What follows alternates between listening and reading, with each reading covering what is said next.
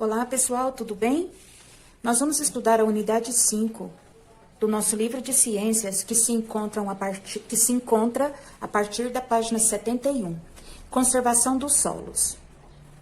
Nós podemos ver aqui as ondas que batem centenas de milhares de vezes por dia nesse solo. E esse impacto das ondas nesse solo está causando um desgaste nesse solo. E está fazendo com que a terra, a areia, se desprenda e se solte. Então, o impacto que essas ondas estão causando aqui é a erosão, ou podemos falar também o desprendimento do solo. Como a água e os ventos podem afetar o solo? Bom, nós podemos imaginar que um solo, para se desgastar com a água e com o vento, ele leva milhares de anos. Mas nesse caso aqui, a quantidade de vezes que essa onda bate aqui por dia é muito grande. Então, isso aqui é rapidinho. Então, a água e os ventos desgastam o solo lentamente. Só que, quando acontece igual às ondas, que bate centenas de milhares de vezes por dia, esse processo é bem rápido e vai causando cada vez mais um desgaste. Como a vegetação poderia ajudar a conservar os solos e não deixar que a água da chuva ou das ondas causasse o desprendimento do solo? Como que isso poderia acontecer? Se tivesse vegetação aqui, as raízes das árvores iriam prender o solo. E isso faria com que a onda ia bater, mas não ia ter um desgaste tão grande como teve. A vegetação ajuda a segurar a terra, a segurar o solo. E isso evita o desprendimento do solo pela água, pela chuva, pelas ondas e assim por diante. Todo solo que tem suas matas retiradas sofre o processo de erosão, que é isso aqui. O solo desprende.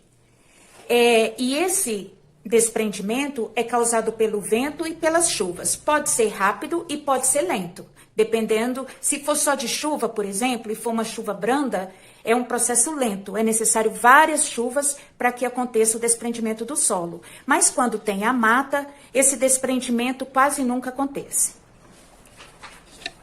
Agora nós vamos abrir o livro na página 72.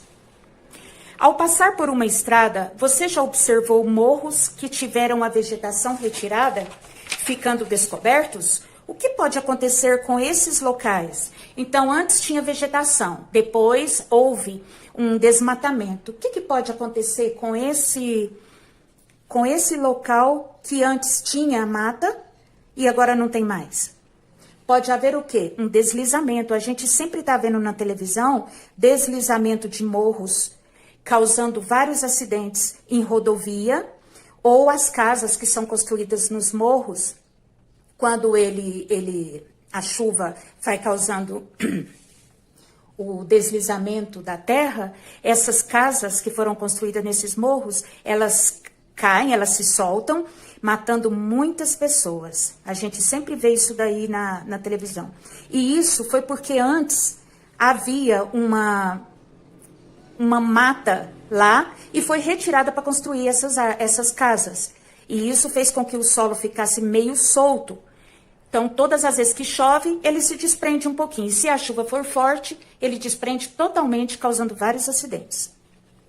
O solo é de grande importância para os seres vivos. Ele é tão importante quanto a água e o ar. Para manter o solo aproveitável, é preciso cuidar muito bem dele. Embora o planeta Terra seja grande, há solos que não podem ser utilizados por diversos motivos. Bom, vamos imaginar esse lugar aqui. Será que aqui é possível plantar? Será que aqui é possível construir uma casa? A gente está vendo aqui que o lago, ele foi congelado. Então, a terra é muito grande, tem vários lugares, porém não são todos os tipos de solo que a gente pode utilizar. Alguns são muito íngremes. O que é íngremes? Altos, ó. Muito altos. Não tem como eu aproveitar isso daqui para plantar, ou para morar, ou para coisas desse jeito, desse tipo. Ambientes cobertos de gelo também fica complicado. Se eu construo uma casa aqui, o meu carro pode escorregar. Todas as vezes que tiver nessa época do ano aqui, pode escorregar, pode causar acidente. Esse lago aqui que congela, eu vou ficar sem água e assim por diante. Alguns são pouco férteis, por exemplo, deserto. Ou lá no Nordeste, onde a gente vê uma terra bem mais seca. É pouco fértil. A gente não consegue plantar todo tipo de agricultura nesses terrenos. Ou estarem degradados, ou seja, estragados ou contaminados. Às vezes eles estão perto de um rio que as pessoas jogam produtos agrícolas nesse rio ou jogam venenos, e isso faz com que a água fique contaminada. E automaticamente o solo que está ao lado desse rio também fica contaminado. Agora a gente vai falar um pouquinho sobre as formigas. Aqui a gente está vendo uma colônia. Colônia é o coletivo de formigas. Aqui a gente está vendo uma colônia de formigas cortadeiras. Olha o tamanho dela, é a maior já registrada no solo brasileiro. Ela foi descoberta e registrada, olha a foto dela. E também catalogada. Então, essa é a maior colônia de formigas cortadeiras. Bom, agora nós vamos para a página 74. As formigas cortadeiras, gente, são também chamadas de formigas agricultoras. Elas desenvolvem uma agricultura na qual elas pegam esse fungo aqui, esse negocinho branco aqui da planta e transforma ele em alimento. E ela também consegue fazer com que a terra onde ela cultiva esse fungo, ela fique longe dos parasitas, da seca, e uma escala em um nível de eficácia que rivaliza com a agricultura humana. Ou seja, é bem parecido com a agricultura humana, porque ela consegue livrar esse solo aqui, o seu cultivo, de doenças. O homem também faz isso. Ela livra o solo dos parasitas, da seca. O homem bate defensivo agrícola e consegue controlar as doenças da agricultura, consegue controlar os parasitas nas folhas. Com a seca, ele consegue resolver esse problema através da irrigação. E por isso que as formigas cortadeiras são comparadas aos seres humanos no sentido de agricultura.